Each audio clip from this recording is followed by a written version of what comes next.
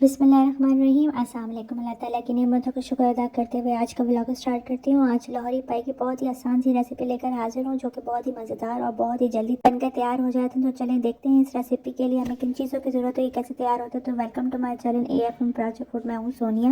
یہاں ہم نے 4 پائی لیے، 1.5 کھانے کا چمچ لہسن پیسٹ، 1/4 کپ دہی، 1.5 کھانے کا چمچ پسا ہوا سوکھا دھنیا، 1 موٹی الائچی، 12 کالی مرچیں، 3 عدد دار چینی، 1 کھانے کا چمچ لال مرچ پاؤڈر، 1.5 کھانے کا چمچ نمک۔ سب سے پہلے ہم پریشر کوکر میں پائی ڈالیں گے اور اس کو 5 منٹ بوائل کریں گے۔ 5 منٹ میں جب اچھی طرح ہماری یہ پائی بوائل ہو جائیں گے تو اس کا پانی ہم پھینک دیں گے۔ اب پریشر کوکر میں 1/4 کپ آئل ایڈ کریں گے، اس میں ایک بڑی پیاز جو میں نے اس طرح کٹ کی ہوئی ہے وہ ایڈ کریں گے۔ اس کو اچھی طرح فرائی کریں گے۔ جب اس کا کلر چینج ہو جائے گا تو اس پہ اسپائسز ایڈ کریں گے۔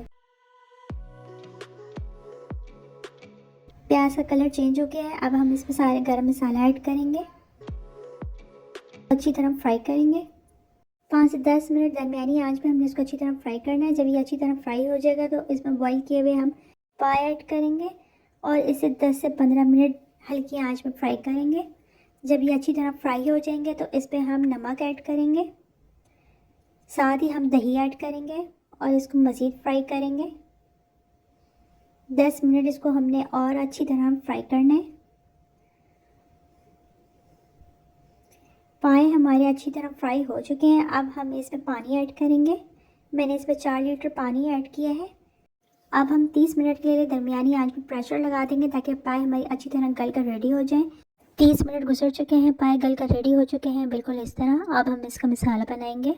ایک دیگچی لیں گے اور اس میں 1 کپ آئل ایڈ کریں گے، ساتھ ہی اس میں لہسن پیسٹ ایڈ کریں گے۔ اس کو اچھی طرح فرائی کریں گے جب تک اس کا کلر چینج نہ ہو جائے۔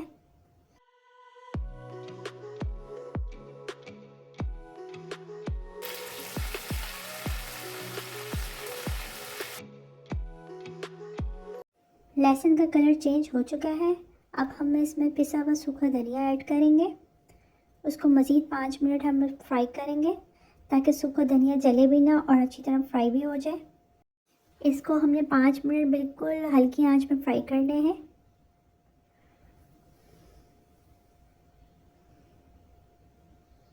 پانچ منٹ ہمارے گزر چکے ہیں اور سوکھا دھنیا ہمارا اچھی طرح اس پہ مسالے پہ فرائی ہو چکا ہے۔ اب ہم اس میں لال مرچ پیسٹ ایڈ کریں گے۔ لال مرچ میں میں نے 2 کھانے کا چمچ پانی ایڈ کر کے اس کا پیسٹ ریڈی کر لیا تھا، اب وہ میں اس میں ایڈ کروں گی۔ ڈائریکٹ اگر میں لال مرچ ڈالتی تو وہ فوراً جل جاتی، آپ بھی لال مرچ کا پیسٹ ہی ایڈ کیجیے گا۔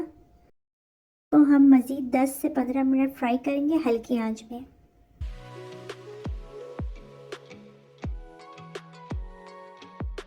15 منٹ ہمارے گزر چکے ہیں۔ اب مسالے میں ہم تھوڑا سا پانی اور ایڈ کریں گے اور اس کو تھوڑا سا اور فرائی کریں گے تاکہ لہسن اور مسالہ ہمارا اچھی طرح فرائی ہو جائے۔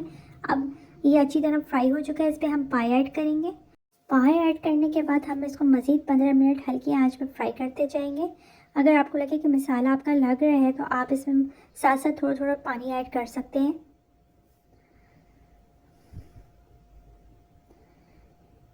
پایوں کو جتنا اچھا ہم فرائی کریں گے اتنے مزیدار بنیں گے۔ اب 15 منٹ ہمارے گزر چکے ہیں، اس پہ ہم پائی کی یخنی ایڈ کر لیں گے۔ پائی کی یخنی میں سے سارے گرم مسالہ میں نے نکال لیے تھے، اب اس کے بوائلنگ ہونے کا انتظار کریں گے۔